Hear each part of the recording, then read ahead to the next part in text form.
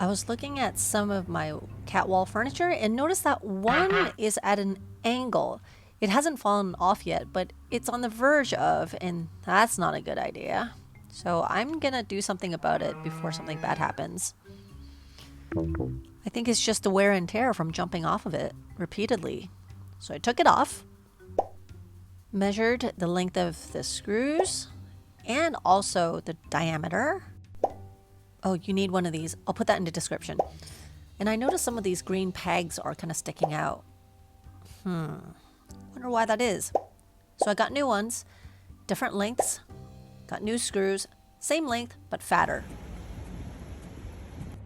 And upon inspection, you can kind of see some of them are pointing down this way. And if you look carefully, they're starting to make this gap. So I have to check and see how many other ones at home are like this. Because if you think about it, these things are quite heavy. They're like a few kilograms each.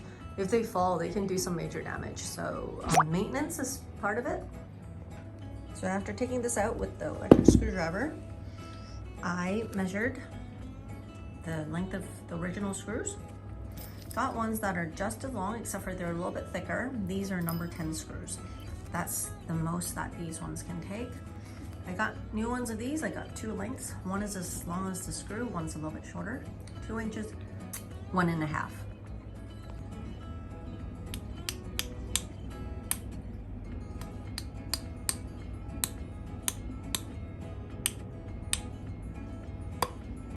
So method one is relatively easy. Just take fatter screws, don't take the green plug out, and then screw it back in. Just make sure that you're careful with the torque, because if the torque is too high, you can actually break the screw by literally like snapping it, like twisting it and breaking it. And make sure that when the torque is high, that you have steady hands, that you're really pushing it like with some force. Otherwise, this thing will start to twirl around. Personally, I would like to do a little bit on each screw, a little bit at a time, instead of getting one all the way in and then doing the other one. So that way, in case there's not enough buffer, it can still go in okay. See, this is what happens when I'm not pushing in hard enough. The screw just stops going in despite there's enough room behind there. I have to push really hard. Upon further inspection for another one, it turned out that the previous guy didn't even drill it into the plug. What? So all this time it was just on these screws. What the heck? Okay, after putting 2 pegs in, I'm already breaking a sweat, because it turns out to push a nail, well, a screw into a wall with one of the electric drills or electric screwdrivers, it's like you have to push like really hard, like into the wall. It's so easy when you see people do it because they got really strong arms, but for like a 100-pound person, you literally have to put your whole body into it, because you just can't do it with just your arm unless you're like Arnold Schwarzenegger's daughter, which I'm not. Breaking down in sweat. And upon taking down the screws, I found that some are actually shorter than others. So I don't know what the contractors were doing when they were working on this, but yeah, there's some screws that's shorter. Word of sage advice is to kind of put a little bit of the screw in with this part sticking out, and have all of them in place first before you go to the wall, because as simple as it is, to actually match 3 screws to 3 holes precisely is hard when you're holding onto this thing that's about like 3 kilograms or 4 in some cases. It's not easy. And yeah, just make sure you have everything on straight, because the cement wall's not gonna budge for you. So yeah, just make sure the screws are on perfectly straight. See, this is what I do. I match one at the bottom, plug that in a little bit, match the second one, and then hopefully the third one matches, but it doesn't. See, it's kind of off a little bit, but what can I do? It's already like that, so I'm just gonna have to live with it. I guess they're not perfect either.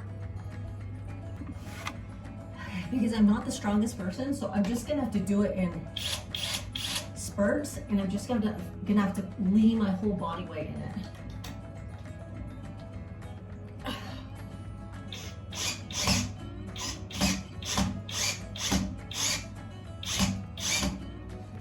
Given that I have weak arms, if I just use my arm, look at what would happen. See, I couldn't, this thing will start twisting. So that's why I need to put my whole body into it. Please join our Patreon. It means a lot to small creators like us, and it can keep our channel alive. Thanks, meow.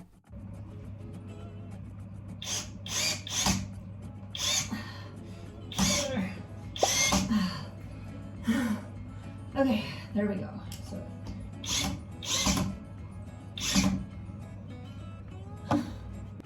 See, the other ones are okay. It's always good to double check and see if the other ones are wiggling off. Because for some reason, some just tend to wiggle more than others.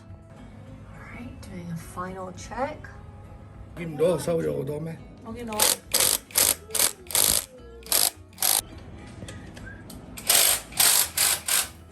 要晒啦。All right, that's it. All right, safety first, everyone. Just make sure that you periodically do check all of your vertical wall furnitures, because when they bounce on and off repeatedly, something is doomed to get broken or to get loose, or something wiggles. You never know.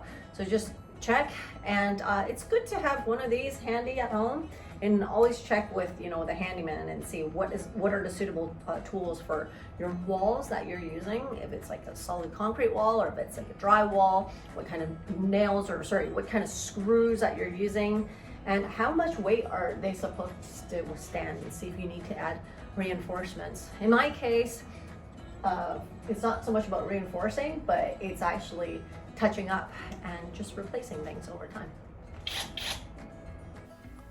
All right, stay safe, everyone. If you are interested in installing wall furnitures in your house, check out the other links in my description. I will go through some of the ones that I use and some of the things that I look at in terms of safety. Feel free to leave me a message if there is anything else that you want to know. Laters.